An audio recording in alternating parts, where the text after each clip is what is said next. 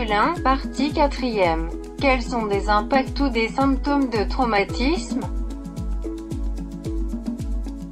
Pouvons-nous aider tous ceux qui souffrent de traumatisme?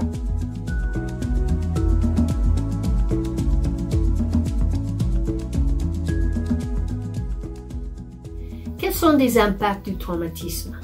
Quels sont les symptômes? Pour aider les traumatisés, nous devons tout d'abord savoir reconnaître les impacts du traumatisme en nous-mêmes comme chez des autres.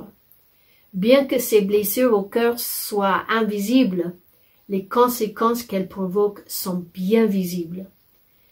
Certains de ces symptômes sont, par exemple, les problèmes physiques, tels que maux de tête, maux d'estomac, perte d'appétit. Les problèmes de sommeil, soit ils sont incapables de bien dormir, soit ils veulent simplement dormir tout le temps, qui indique une dépression. De revivre l'expérience traumatisante tout le temps. D'éviter les choses qui leur rappellent de l'événement traumatisant. Par exemple, une personne qui a failli se noyer pourrait refuser d'aller à la rivière pour puiser de l'eau. L'abus d'alcool ou d'autres drogues. Hypervigilance, l'incapacité à se détendre, toujours nerveuse, sensible au bruit fort. L'incapacité à cesser de penser à ce qui s'est passé. Et il ne cesse jamais de se souvenir de l'événement traumatique. C'est pour cela nous disons qu'ils sont bloqués ou paralysés. Le fait de compléter ces modules vous permettra à aider ou même de guérir toutes les personnes souffrant de traumatisme? Non, malheureusement.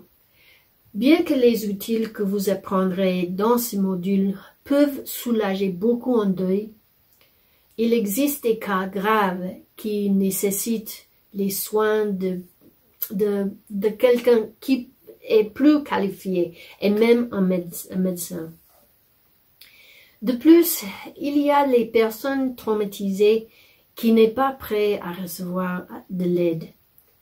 On ne peut pas faire grand-chose pour aider quelqu'un qui ne veut pas être aidé. Quelques raisons pour lesquelles les gens ne veulent pas être aidés à guérir de leur traumatisme sont les suivants. Ils ont peur que de faire face au traumatisme ne fasse qu'empirer les choses. Deuxièmement, peut-être ils ne font pas confiance aux autres ou pour une raison quelconque, ils ne sont pas en sécurité. Troisièmement, il nie avoir une blessure invisible, même si tout le monde autour d'eux peut voir les symptômes.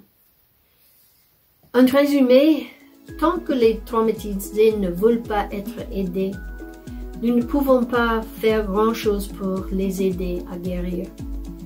Dans ce cas, notre meilleur outil, et c'est un grand outil, c'est la prière. En résumé, bien que les blessures au cœur soient invisibles, leurs symptômes sont bien visibles, et comprend les symptômes physiques. Insomnie, cauchemar, la dépression, revivre l'événement, hypervigilance, abus d'alcool et de drogue, parmi d'autres.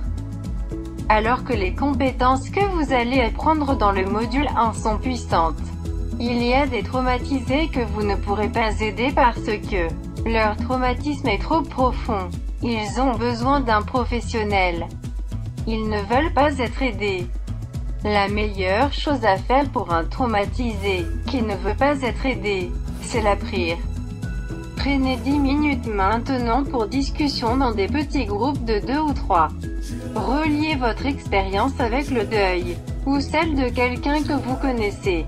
Mais si vous parlez d'une autre personne, ne dites pas son nom.